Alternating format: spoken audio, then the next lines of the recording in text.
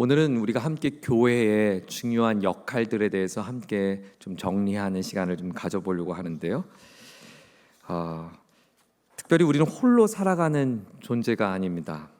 우리는 이 세상에 태어남과 동시에 가정 안에서 형제와 그리고 부모, 공동체를 이루며 살아갑니다.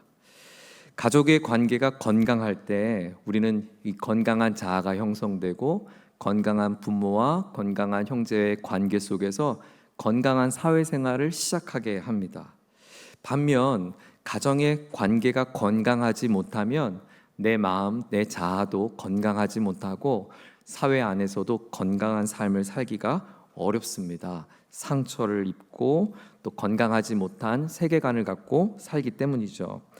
그래서 건강하지 못한 이 성장 경험을 하는 이 가정을 가리켜서 심리학자들은 역기능적인 가정이다라고 정의를 했습니다. 교회도 마찬가지예요. 내가 신앙생활을 하면서 건강한 신앙생활을 갖는 것은 우리에게 매우 중요합니다.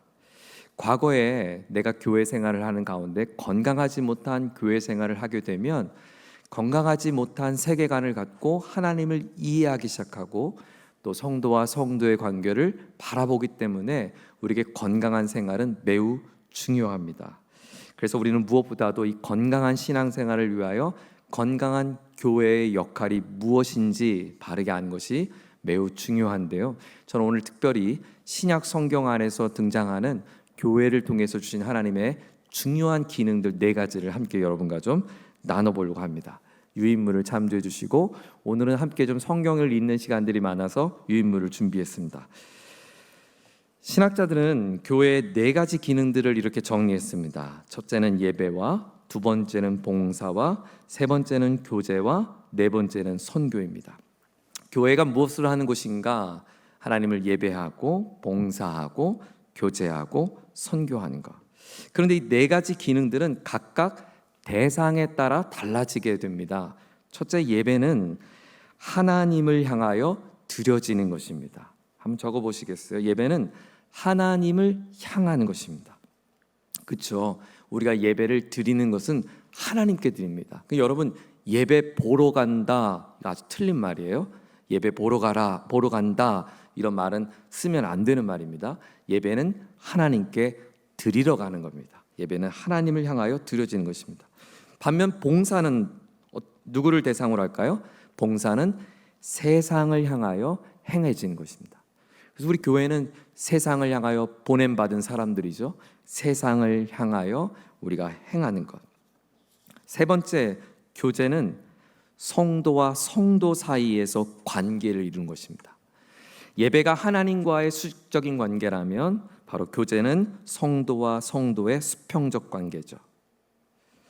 그리고 마지막 4번째, 선교는 바로 불신자들을 대상으로 이루어지는 것입니다. 불신자, 믿음이 없는 자들. 그러니까 이것을 십자가로 표현을 해볼게요. 십자가의 위로 하면 위의 방향은 하나님을 향한 예배, 그리고 아래는 바로 불신자를 향하여 우리가 함께 이루어지는 것. 또 옆으로는 성도와 성도 간의 교제가 있을 것이고 또 세상을 향한 봉사가 이루어질 것입니다. 그래서 십자가가 위로는 하나님께, 아래로는 불신자를 향하여, 그리고 왼편으로는 세상을 향하여, 그리고 오른편은 우리 성도와 성도와의 관계. 이 4가지 십자가의 그림이 아름답게 조화를 이룰 수 있는 것이 교회입니다. 제가 사랑방을 시작하는 중요한 이유는 이 4가지 기능을 잘 하기 위함입니다. 저와 여러분이 회중의 공동체 안에서 시간마다 예배를 드려지는 수직적인 예배 생활은 우리가 너무나 잘 해오고 있습니다. 그러나 우리가 하나님을 향한 신앙의 고백이 있을 뿐 우리가 불신자를 향하여 복음이 전해지지 않고 세상을 향하여 봉사가 이루어지지 않고 성도와 성도 간의 교제가 이루어지지 않으면 교회로서의 기능을 잘하지 못한 것입니다. 건강하지 못한 교회 생활입니다. 그러므로 저는 사랑방을 통해서 우리가 함께 수직적으로 하나님을 함께 예배하고 사랑방 안에서 우리의 불신자들을 위해서 함께 기도하고 그리고 사랑방과 함께 세상을 향하여 봉사하고 그리고 사랑방 안에서 서로 교제하기를 꿈꾸고 있습니다. 이번 주에 사랑방 모임이 진행됩니다. 여기 계신 모든 분들 다 참석할 수 있기를 바랍니다. 청년 공동체에서도 사랑방 모임이 시작되었습니다. 그리고 우리 30대 미혼자들을 위한 사랑방 모임도 준비하고 있습니다. 그래서 우리 공동체는 미취학부터 시니어 1위까지 모든 구성원들은 이 사랑방을 이루게 될 것입니다. 왜? 우리는 건강한 교회를 이루어야 하기 때문입니다. 자, 그렇다면 우리 한 가지씩 구체적으로 한번 살펴보죠. 예배. 여러분, 예배가 뭡니까? 예배. 날마다 드려지는 예배. 여러분, 예배가 뭐예요? 예배를 신학적으로 이렇게 정의합니다. 한번 적어보세요. 자신을 계시하시는 하나님에 대한 피조물인 인간의 응답입니다. 자신을 계시하시는 하나님에 대한 피조물인 인간의 응답입니다. 여러분 보세요. 무속신앙에서는 지성이면 감천이다 그런 말을 해서 내가 정성을 들여서 나의 소원과 소망을 이루며 신을 달래려고 합니다. 그래서 모든 종교는 신이 있고 인간이 빌고 소망하고 노력하고 기도하고 애쓰고 제물을 바치고 제사를 지내서 신을 감동시켜서 신에게 내가 원하는 바를 이루고 싶은 것이 모든 종교입니다. 그러나 기독교는 하나님이 우리에게 당신을 보여주시고 하나님께서 우리에게 당신의 뜻을 알려주셔서 우리가 그 하나님의 뜻 앞에 반응하는 것. 결국 종교는 인간이 하나님을 향하여 땅에서 하나님 신을 향하여 인간이 신을 향하여 무언가 욕망을 이루기 위한 거라면 바로 기독교는 하나님이 우리를 향하여 마음을 열어주신 것. 그 궁극적 차이가 있습니다. 그러므로 참된 예배의 축복은 바로 하나님의 임재를 경험하게 합니다. 자, 마태복음 18장 29절부터 20절까지 말씀을 함께 읽습니다. 시작. 진실로 다시 너에게 이르노니 너희 중에 두 사람이 땅에서 합심하여 무엇이든지 구하면 하늘에 계신 내 아버지께서 그들을 위하여 이루게 하시리라. 두세 사람이 내 이름으로 모인 곳에는 나도 그들 중에 있느니라. 우리 가운데 임재하시는 자신이 우리의 삶을 통하여 나타내어 주시는 것, 그것이 참된 예배자의 축복입니다. 은혜입니다. 하나님의 뜻을 계시해 주신 하나님의 뜻 앞에 인간이 순종하는 것, 그것이 예배이기 때문입니다. 그러므로 참된 예배를 드리면 어떤 결과가 이루어질까요? 날마다 하나님의 임재를 경험하고 하나님을 만나는 사람들은 어떤 결과가 있을까요? 하나님의 형상을 닮아가기 시작합니다. 진정한 예배의 결과입니다. 내가 예배를 잘 들었는가? 나 마음이 시원해가 아니에요. 히브리서 12장 2절을 보세요. 함께 있습니다. 시작. 믿음의 주요 또 온전케 하신 예수를 바라보자. 그는 그 앞에 있는 기쁨을 위하여 십자가를 참으사 부끄러움을 개의치 아니하시더니 하나님 보좌 우편에 앉으셨느니라. 우리를 온전케 하신 주님을 날마다 바라보는 것. 주님을 바라보는 것. 그렇죠. 부부가 서로 함께 사랑하고 오랜 세월을 보내면 그 부부가 닮는다고 그래요. 참 신기해요. 서로 다른 사람이 피 한 방울 섞이지 않은 그 부부가 어떻게 닮을 수 있는가 바라보기 때문이에요. 여러분, 십수년 신앙생활을 해오셨습니까? 십수년 예배하셨습니까? 저와 여러분이 그만큼 주님을 닮아 있어야 하는 거죠.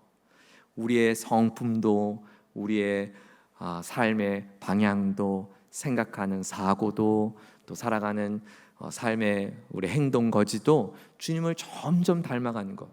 그러면 우리가 예배드리는 목적은 주님을 닮기 위한 것이 되어야 돼요.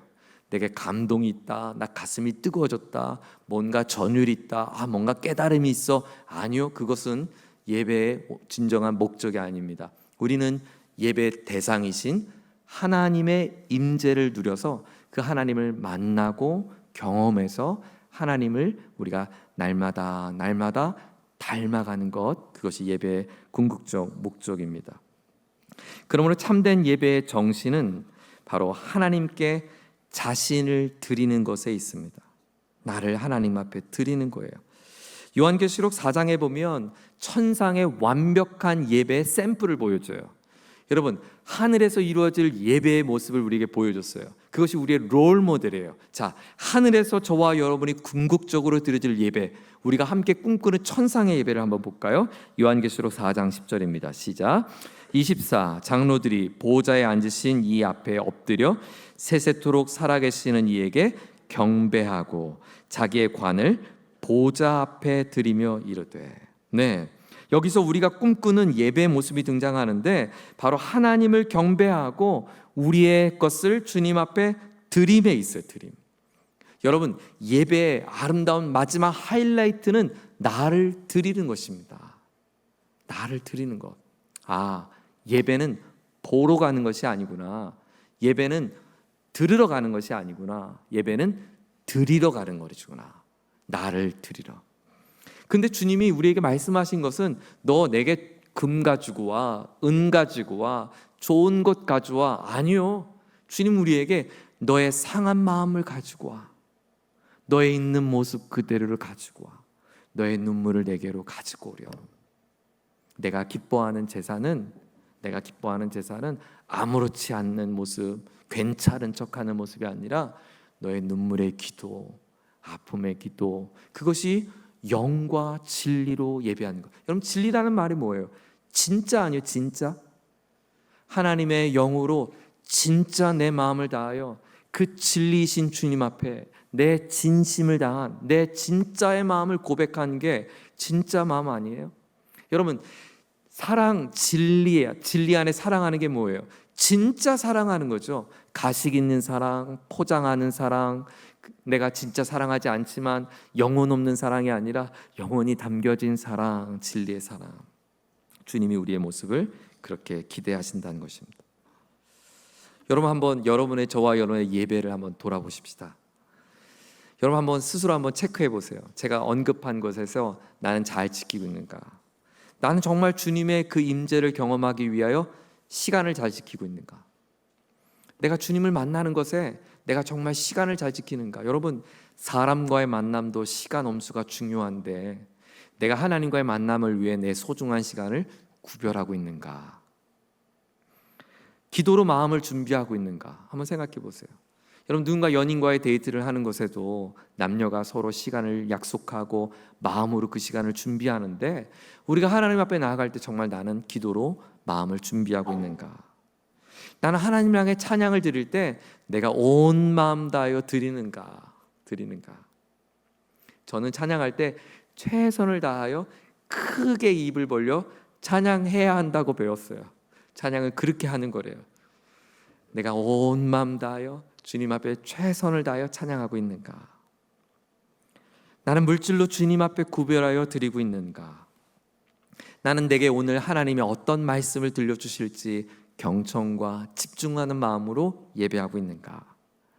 나는 하나님이 오늘 내게 주신 말씀 앞에 아멘하며 화답하고 있는가?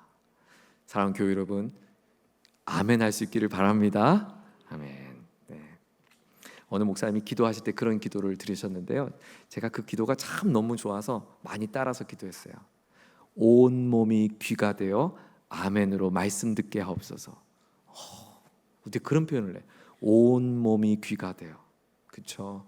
내 모든 세포와 신경이 하나님의 말씀이 하나도 땅에 떨어지지 않기 위하여 온 몸이 귀가 되어 아멘으로 주의 말씀 듣게 하옵소서. 누가 강단에서 설교하든 온 마음과 뜻과 정성을 다하여 주님을 사모하는 저와 여러분 되기를 축원합니다. 예배를 제일 잘 못 드리는 분들이 목회자예요. 사회 보시는 분들이에요. 예배를 인도하시는 분들이에요. 방송 엔지니어 하신 분들, 조명하시는 분, 카메라 하시는 분, 성가대 앉아 계신 분들, 이분들이 예배를 제일 못 드려요. 왜? 내 순서에 내가 해야 할 것이 있으니까. 안내하시는 분들, 아니요. 저와 여러분 모두가 온전한 예배자가 되기를 축원합니다.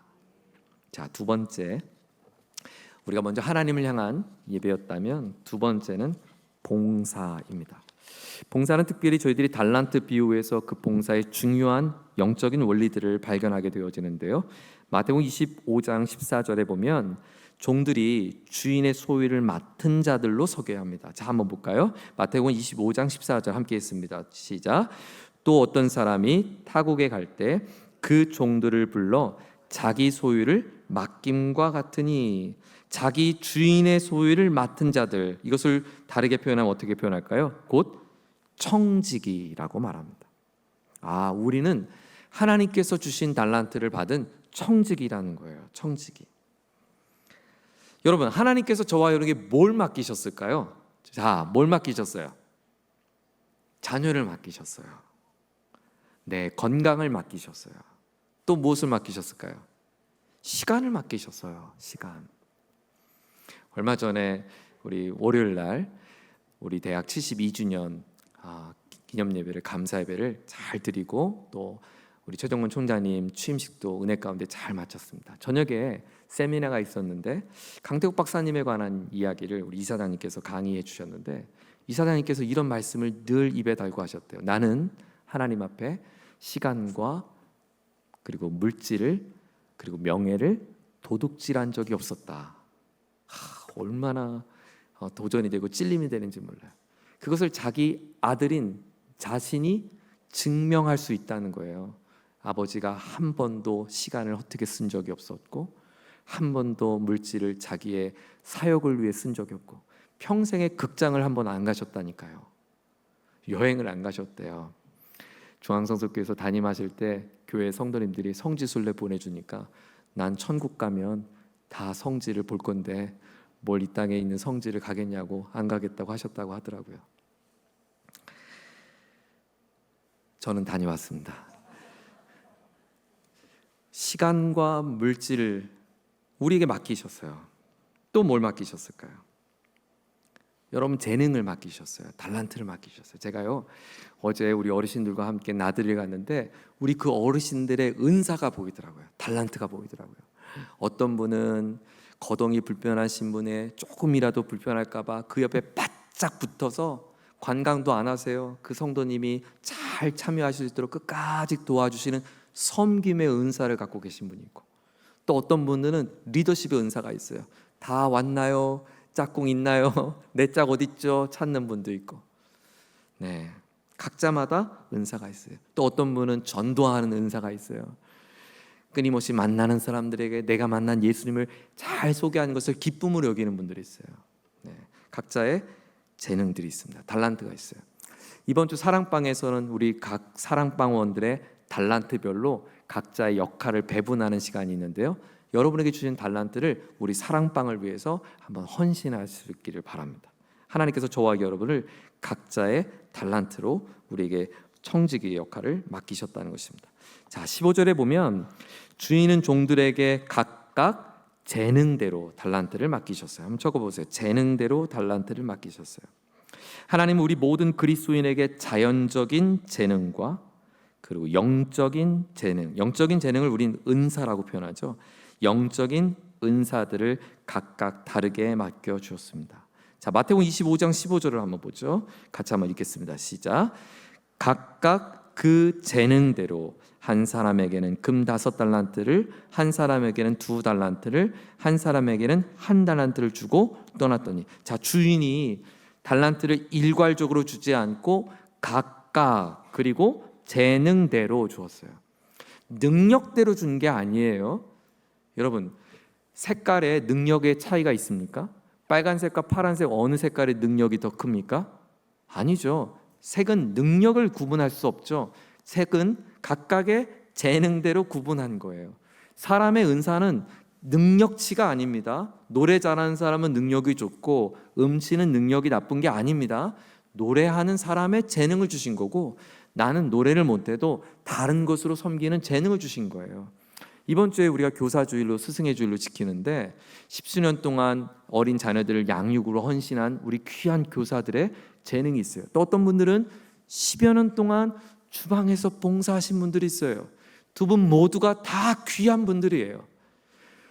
모두가 다 교사하고 모두가 다 스승이세요. 아이들을 가르쳐야만 스승이 아니에요. 10여 년 동안 성가대에 앉아 계신 분도 우리의 스승이에요. 찬송을 통하여 우리에게 찬양을 가르쳐준 스승들이에요. 찬송을 불러줌을 통하여 내가 하나님을 바라보게 한 영적인 교사들이에요. 다 스승이세요. 각각의 재능은 능력치가 아니라는 것입니다. 각각 하나님께서 그 은사들로 맡겨 주셨다는 거예요. 그래서 누구나 자신이 좋아하는 일과 잘하는 일을 할 때 기쁨과 열매를 거둘 수 있죠. 또 이 달란트 비유에서 21절을 보면 이 주인이 종을 칭찬하는 장면이 드는데요. 같이 한번 읽겠습니다. 마태복음 25장 21절 시작. 그 주인이 이르되 잘하였도다 착하고 충성된 종아. 자, 왜 칭찬합니까? 내가 적은 일에 충성하였음에 내가 많은 것을 내게 맡기리니 내 주인의 즐거움에 참여할지로다.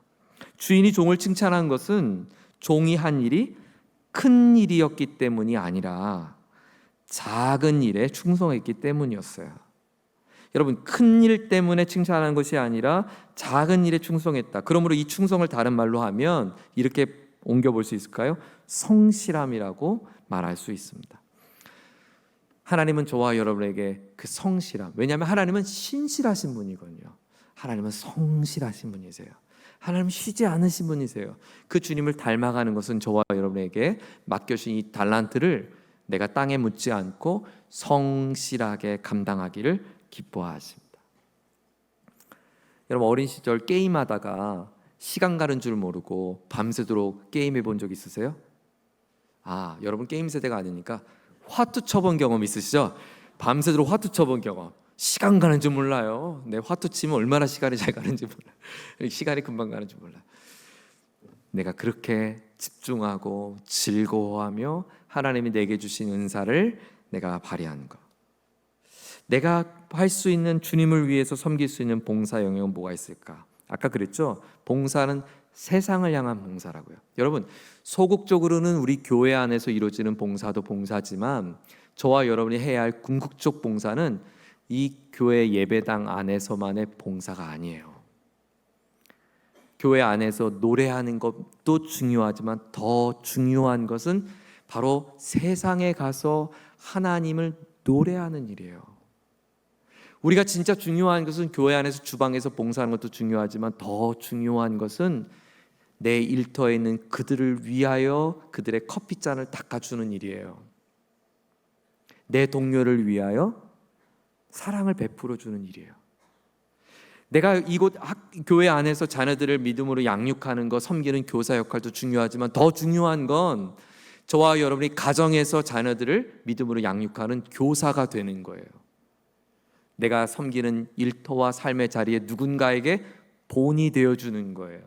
그것이 진짜 우리가 해야 할 봉사예요. 하나님 내게 왜 가르치시는 은사를 주었는가? 내가 교회 안에 있는 아이들을 가르치는 것뿐만 아니라 내가 이 땅에서 하나님을 알 수 없는 그들에게 복음을 가르치는 그 교사로.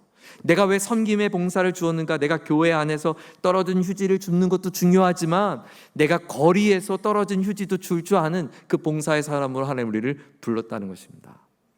저는 우리 성서대학 교회가 교회 안에서의 봉사만이 아니라 세상의 어둠을 밝힐 수 있는 빛의 사명을 감당하는 교회가 되기를 소망합니다. 우리가 한번 고민해 봤으면 좋겠어요. 그리고 여러분이 가정의 기도 제목을 삼았으면 좋겠어요. 뭐 이런 거 있을까요? 어느 기업에 갔더니, 어느 가게 갔더니 우리의 수익금은 뭐 컴패션 아이들을 위해 후원합니다. 아이들의 이름을 착착착 올려져 있어요. 그러면 그 가게를 방문하는 분들은 이 가게의 그 이윤을 이렇게 세상을 향해 쓰는구나, 감동하지 않을까요? 네. 또 우리 주변에 상점에 있는 주변 이웃들에게 오늘 내가 맛있는 거 있으면, 케이크 있으면 한 조각을 나눠주며 섬기는 거. 이곳에 가면 이 사람을 만나서 우리 이 상가가 우리 너무 기분이 좋다고, 내가 이분과 함께 이웃이 된 것이 너무너무 좋다고. 여러분, 요즘에 아파트에 엘리베이터를 타도 서로 인사하지 않는 너무 인색한 시대가 되었는데, 저와 여러분이 그리스도의 편지요, 대사요, 그리스도의 향기로 이 땅에 아름다운 그리스도의 이름을 드러낼 수 있는, 하나님을, 세상을 섬길 수 있는 봉사자가 되기를 축원합니다. 아멘. 세 번째 교제입니다. 교제. 성도가 교제하는 목표. 하나님은 우리 교제를 이 코이노니아 공동체로 부르셨어요. 기록에 의하면 초창기 교회는 날마다 교제하는 것에 힘썼다고 그러죠. 자, 성도가 교제하는 목표가 무엇이었는가? 에베소서 4장 12절 말씀을 함께 읽습니다. 시작. 이는 성도를 온전하게 하여 봉사일을 하게 하며 그리스도의 몸을 세우려 함이니라. 자, 성도가 서로 교제하는 궁극적 목표는 서로를 온전하게 하는 거예요. 우리가 사랑방하는 이유입니다.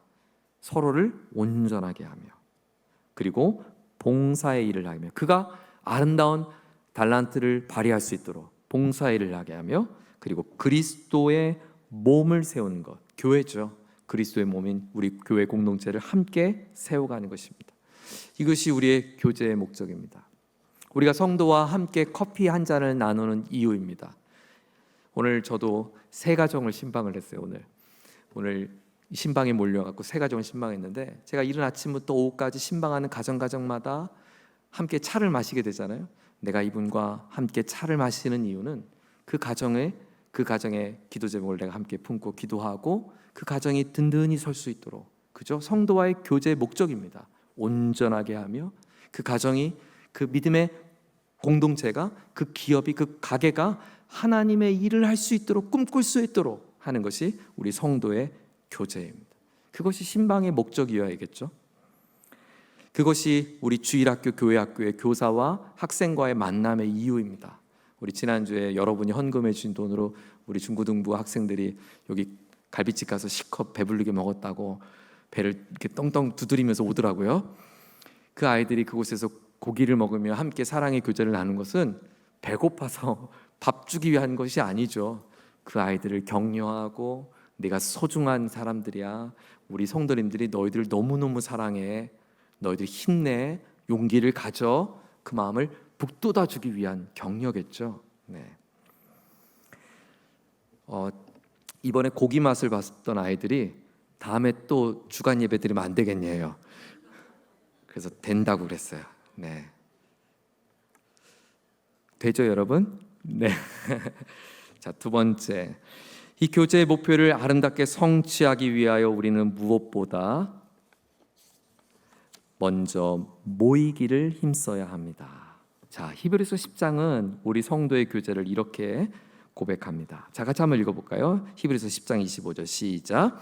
모이기를 패하는 어떤 사람들의 습관과 같이 하지 말고 오직 권하여 그날이 가까움을 볼수록 더욱 그리하자. 네, 더욱 모여달라는 거예요. 어제 우리 여행을 갔는데 몇 분 성도님들께서 이제 버스를 오랜만에 타니까 이제 여행길에 이제 멀미를 좀 하셨어요. 그러면서 한 분이 그러세요. 제가 멀미를 해서 여행하는 게 좀 쉽지 않았는데 제가 꼭 함께 참여하고 싶어서 오셨다는 거예요. 제가 너무너무 감사하다고 그랬어요. 감사합니다. 감사합니다. 내가 멀미하지만 우리 교회에 가는 이렇게 오랜만에 자리에 함께 동참하는 거, 내 성도가 서로 교제하기를 힘쓰는 귀한 마음이에요. 성경적인 마음이에요. 먼저 우리는 모이기를 힘써야 합니다. 사랑방자님들이 여러분을 기도로 준비하고 있습니다. 여러분이 함께 모여주시는 것 너무너무 소중한 여러분의 헌신입니다. 자, 세 번째, 무엇보다 서로 돌아보아 사랑과 선행을 격려해야 합니다. 자, 우리가 모여서 뭐 하는가? 히브리서 10장 24절, 서로 돌아보아 사랑과 선행을 격려하며. 격려하면 동그라미 쳐보세요. 저는 많이 격려할 수 있기를 축복합니다. 모일 때마다 그를 격려하고, 나를 격려해주고, 우리를 격려해주고, 너무너무 잘하고 있다고, 우리 너무너무 자랑스럽다고, 당신 있어 우리 공동체가 너무너무 빛이 난다고 격려해 주길 바라요. 교회 아이들이 지나가면 머리를 쓰다듬어주며 격려해 주세요. 예배 시간에 아이들이 뛰어다니는 애들 보고 격려해 주세요. 어쩜 너는 예배 시간에 이렇게 씩씩할 수 있니? 격려해 주시고, 그 아이들이 교회에서 뛰노는 게 얼마나 예뻐요. 여러분, 그 아이들이 저 노원역에서 뛰논다고 생각해 보세요. 얼마나 속상해요. 근데 교회에서 뛰노니까 너무 예쁘잖아요. 그들을 격려해 주고 위로해 주고, 또 우리 교우들 가운데는 한 주간 동안 정말 힘겨운 삶을 사신 분들이 많이 계세요. 함께 수고했다고, 믿음으로 사느라 애썼다고, 당신의 그 믿음이 하나님 앞에 빛난 열매로 맺혀질 거라고 격려해 주는 거예요. 서로 격려하는 것이 우리에게 좋은 미덕이 되기를 소망합니다. 주일날 우리 헌금송 해주시고 또 이렇게 성가대에서 찬송해주면 여러분 그냥 가지 마시고 그 형제님 붙잡고 오늘 찬양 너무너무 잘했다고 격려해 주세요. 네. 대표기도회신 집사님 장로님에게 오늘 너무 은혜 많이 받았습니다. 감사합니다. 격려해 주세요. 식당에 가서 국수 한 그릇을 받으면서 감사합니다. 격려해 주시고 그런 격려가 풍성하기를 축원합니다. 네, 제가 이따가 문 앞에서 기대할게요. 목사님 은혜 많이 받았습니다. 격려해 주시길 바랍니다. 아멘 안 하시네. 연습하셔야 돼요. 제가 보니까 아멘도 연습하셔야 돼요. 네, 네 번째 선교입니다. 그렇죠. 교회 궁극적 사명은 복음을 전하는 데 있습니다. 전도와 선교, 이것은 사실 본질적으로 구별하기는 좀 어려운데 그냥 통념상 우리가 국내에서 하는 이런 복음 전도 사역을 전도라고 하고, 그리고 해외에 나가서 복음을 전하는 일들을 우리는 선교라고 표현을 하는데, 오늘 총칭해서 우리 선교라는 이름으로 한번 같이 보겠습니다. 로마서 1장 14절에 보면 사도 바울은 이 복음 전도자의 마음을 어떻게 표현했는가? 자, 같이 한번 읽겠습니다. 시작. 헬라인이나 야만인이나 지혜 있는 자나 어리석은 자에게 다 내가 빚진 자라. 그러므로 나는 할 수 있는 대로 로마에 있는 너에게도 복음 전하기를 원하노라. 그는 이 복음을 전하지 않으면 빚진 자라고 표현해요. 여러분, 성도가 복음을 전하지 않으면 빚진 거예요. 빚진 거. 빚지고 살 수 없잖아요. 여러분, 빚을 갚아야죠. 내게 거저받은 하나님의 은혜 사랑을 우리도 갚아야 합니다. 그래서 내가 할 수 있는 대로, 할 수만 있다면, 할 수 있는 대로는 내가 기회가 있는 대로, 내게 주어진 내가 상황이 있는 대로 복음을 전한다. 근데 많은 분들이 이 복음을 전한다고 하면 내가 교리적인 이야기, 하나님이 예수님을 보내주시고 예수님이 우리 모든 죄를 속량해 주셔서 하나님의 자녀 삼아 주시고 천국을 예비하시고 이 모든 교리적인 이야기를 하는 것을 복음 전도라고 생각할 수 있는데, 사실 이 복음의 이야기는, 복음은 무엇입니까? 복음은 예수 그리스도잖아요. 그러니까 복음을 전한다는 건 예수님을 전하는 거예요. 여러분이 예수님의 사랑을 전하는 것도 복음을 전하는 것입니다. 여러분 이웃에게 사랑을 예수님의 마음으로 전하는 것, 복음 전한 일입니다. 예수님의 마음으로 친절을 베푼 것도 예수님의 마음을 전한 거니까 소극적인 측면에선 작은 전도가 될 수 있어요. 그러니까 여러분 너무 거기에 대해서 너무 겁먹지 마시고, 아, 내가 하는 작은 행동도 전도가 될 수 있구나. 빈센트 반 고흐가 특별히 목회자의 꿈을 가졌습니다. 그는 목사가 되려고 했습니다. 우리나라로 하면 한 태백과 같은 탄광촌에 신학교가 있었는데, 그가 그 신학교를 다니면서 공부하면서 그렸던 그림이 탄광촌에서 감자 먹는 그 여인들이라고 하는 그림이에요. 그가 그곳에서 공부하면서 그림을 그리면서 신학도가 되어서 목회자가 되려고 했어요. 그런데 그가 신학을 포기했던 결정적 이유가 있어요. 에밀레의 작은 그 종이라고 하는 소설책을 하나 그가 정물화를 그리기 시작합니다. 그 정물화를 그릴 때 벌게이트 버전, 라틴어 벌게이트 버전 큰 성경책을 그림을 그리고 거기에 허름해진 그 작은 소설 하나를 그림을 그려요. 그리고 그 가운데 촛대를 그렸는데 초에 불이 꺼져 있어요. 반 고흐가 이런 말을 했어요. 사람들은 이 벌게이트 버전, 이 성경을 통해서 하나님을 알아가야 하는데 이 성경은 너무 깨끗한 거예요. 그런데 그 작은 소설책은 여러 사람들이 읽어서 다 헤어진 거예요. 아, 하나님의 이야기가 이 성경에 담아 있지만 정작 사람들에게 들려진 것은 이 작은 소설이구나. 그래서 복음 전도의 이 사역이, 복음의 영향력이 불이 꺼졌다라는 표현으로 촛불에 불을 끕니다. 그 그림이 정물화의 그림이 있어요. 유명한 정물화예요. 반 고흐가 그 그림을 그리고 신학을 포기합니다. 그리고 그는 이런 고백을 했어요. 내가 벌게이트 버전은 당시 라틴어 성경을 번역한 거, 이게 헬라어 성경을 원어를 이렇게 라틴어로 번역한 거잖아요. 진짜 복음 전도는 성도의 삶으로 번역되어야 한다. 내가 성경이 되어야 한다. 그래서 자신은 자기가 그리는 그림을 통해서 하나님의 마음을 표현하고 싶어 했어요. 물론 이후에 가면 반 고흐가 처음에 가졌던 마음을 잃어버리고 상실해서 너무나 안타까운데요. 그는 처음 그렇게 그림을 시작했던 이유는 바로 그 성경이 되고 싶었어요. 내 삶이 번역본이 되고 싶었어요. 저와 여러분의 궁극적인 목적, 내가 복음 전하기를 원하는 그런 빚진 마음을 갖는 것. 그럼 우리의 일터에서 저와 여러분이 성경이 되어지는 거죠. 성경의 번역본이에요. 반세어 번역본, 우리 여러분의 번역본이 되는 거예요. 한 분 한 분이 번역본이 되는 거예요. 자, 사도 바울은 이 복음 전도의 대상을 어디까지 했는가? 사도행전 1장 8절 유명한 말씀이죠. 같이 함께 읽습니다. 시작. 오직 성령이 너에게 임하시면 너희가 권능을 받고 예루살렘과 온 유대와 사마리아와 땅끝까지 이르러 내 증인이 되리라 하시니라. 가까이에서 점점 먼 지명의 이름을 기록했습니다. 여러분이 속한 오늘 예루살렘, 오늘 여러분의 삶의 자리를 시작해서 점점 어디까지? 땅끝까지. 여러분, 땅끝이 어디일까요? 땅끝은 바다 끝에 있는 그 땅이 그 땅끝일까요? 아니죠. 우리 집 사춘기를 보내고는 그 아이의 방이 땅끝일 수 있어요. 그 방문에서 나오지 않는 그 아이의 그 침상의 자리가 땅끝일 수 있어요. 깨어지고 아픈 가정에 내 이웃의 그 아파트가 땅끝이 될 수 있어요. 그게 땅이에요. 절망의 땅이에요. 벼랑의 땅이에요. 오늘 제가 아침에 시편 23편을 묵상했는데요. 여호와가 나의 목자시니 내게 부족함이 없으리로다. 그가 나를 푸른 초장에 누이시며 쉴 만한 물가로 인도하신도다. 근데 제가 오늘 그 아침을 묵상하는데 그 쉴 만한 물가가 이렇게 읽혀지더라고요. 숨 쉬게 하시는구나. 숨이 턱턱 막히고 이런 고백하잖아요. 숨 좀 쉬고 살고 싶다. 나도 숨 한번 제대로 쉬며 살고 싶다. 숨도 제대로 쉬어보고 살지 못하는 그들에게 하나님이 푸른 초장으로 그 물가로 인도하셔서 그들에게 숨 쉬게 하시는구나. 그 길로 나를 인도하시는도다. 그 숨 쉬지 못하며 사는 그가 땅끝에 있어요. 그가 오늘 경제적인 어려움으로, 절망의 어려움으로, 비극적인 어려움으로, 질병의 어려움으로, 오늘 우리 교우들 가운데도 질병으로 하나님 앞에 기도하는 땅끝에 있는 교우들이 얼마나 많은지 몰라요.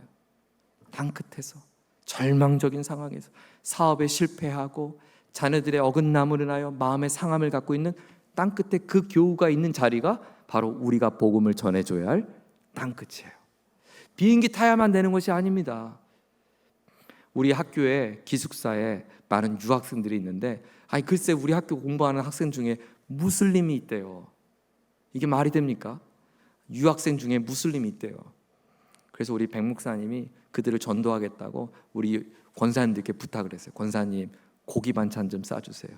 그래서 고기 반찬을 싸서 기숙사에서 학생들에게 나눠주고 만나, 그래서 우리 햇반 준비해갖고 밥 주면서 복음 전하려고 합니다. 그들이 땅끝이에요. 우리가 비행기를 타고 저 타국에만 가야만 우리의 전도 대상자가 있는 게 아니라 오늘 이 캠퍼스에도 땅끝에 있는 사람들이 있는 거예요. 어쩌면 우리 교우들 가운데 매주 예배하지만 삶의 자리에 땅끝에 있는 교우들도 있는지 몰라요. 여러분, 옆에 계신 여러분의 성도, 옆에 함께 예배하는 그가 땅끝에 있는 분이에요. 우리가 그들에게 하나님의 마음을 전해줘야 합니다.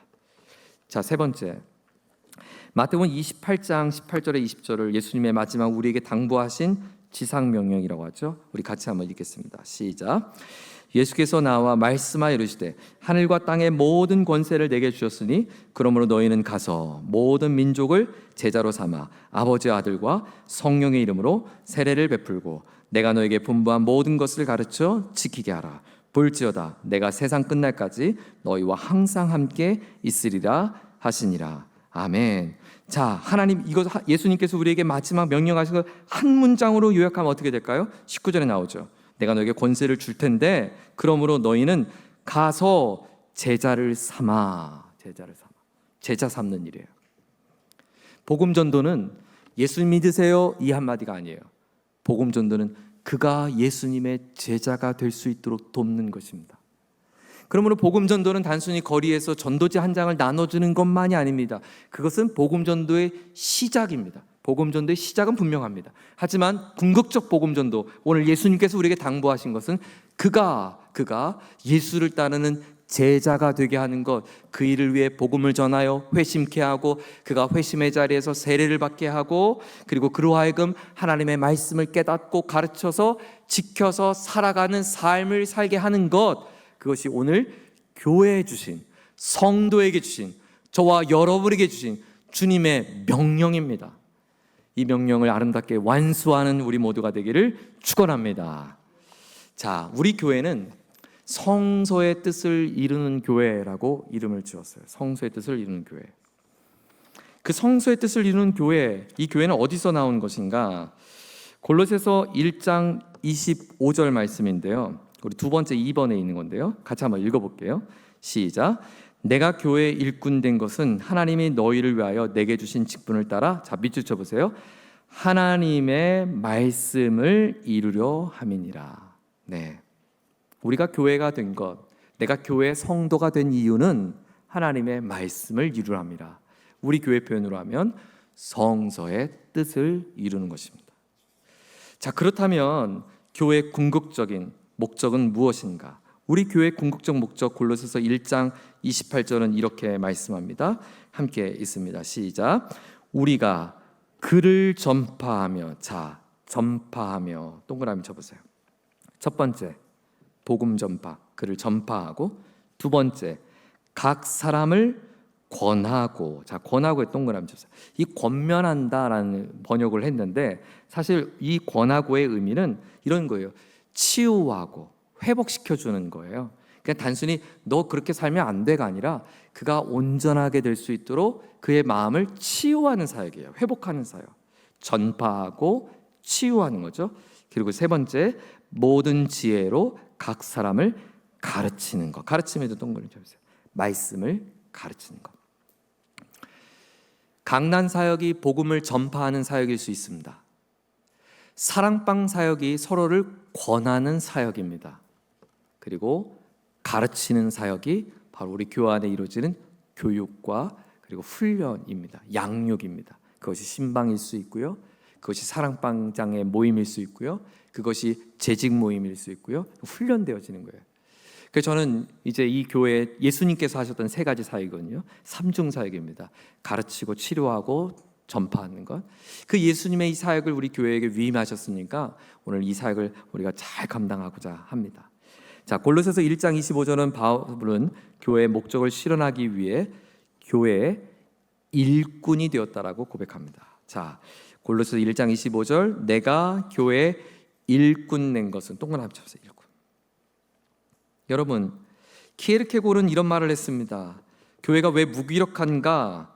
교회 안에 너무나 많은 구경꾼이 있기 때문이다. 교회는 일꾼이 있어야 되는데 구경꾼이 있어서 교회가 몰락했다는 것입니다. 저는 우리 성서교회가 구경꾼이 아니라 교회에 충성된 하나님의 일꾼들이 다 될 수 있기를 축복합니다. 교회의 일꾼이. 골로새서 1장 24절에서 사도 바울은 그리스도의 남은 고난이라고 표현했는데요. 그것을 어떻게 표현했는가? 자, 함께 읽어보죠. 나는 시작. 나는 이제 너희를 위하여 받는 괴로움을 기뻐하고 그리스도의 남은 고난을 그의 몸된 교회를 위하여 내 육체에 채우노라. 그는 자신의 고난 받은 것을 교회를 위하여, 몸된 교회를 위하여. 자신의 남은 고난, 이것은 일꾼이 되기 위하여 헌신했던 그의 눈물일 것입니다. 그가 그리스도의 일꾼으로, 교회의 일꾼이 되기 위하여 그가 작정하고 또 눈물로 고백했던, 그가 고난 그 자리까지 갔던 수많은 그런 눈물의 자리일 것입니다. 오늘 여러분이 헌신했던 땀방울일 것입니다. 그것이 주님을 위한 그리스도의 남은 고난을 그의 몸된 교회를 위하여 채우노라. 성 키프리어는 이런 말을 했다고 합니다. 교회를 어머니처럼 섬길 수 없는 사람은 하나님을 아버지로 부를 자격이 없다. 네, 그렇습니다. 교회는 영적인 어머니, 영적인 집이 되어야 합니다. 교회를 어머니로 여기는 마음, 내가 이 몸된 교회를 나의 어머니로 여길 수 없는 사람은 하나님을 아버지로 부를 자격이 없다. 저는 우리 모든 교회 성도님들 한 분 한 분이 이 성전을 뜰을 밟고 그냥 지나가는 사람이 아니라 나의 하나님 아버지를 경외하며 그 하나님 아버지께서 우리에게 주신 예수 그리스도의 친히 몸된 공동체, 그가 핏값을 산 이 몸된 공동체를 사랑하고 또 이 교회를 통해서 이루기를 원하시는 하나님 아버지의 뜻, 즉 성소의 뜻을 함께 이뤄가는 그 하나님의 귀한 지체, 공동체, 권속들, 바로 저와 여러분이 되기를 주의 이름으로 축원합니다. 같이 기도하겠습니다.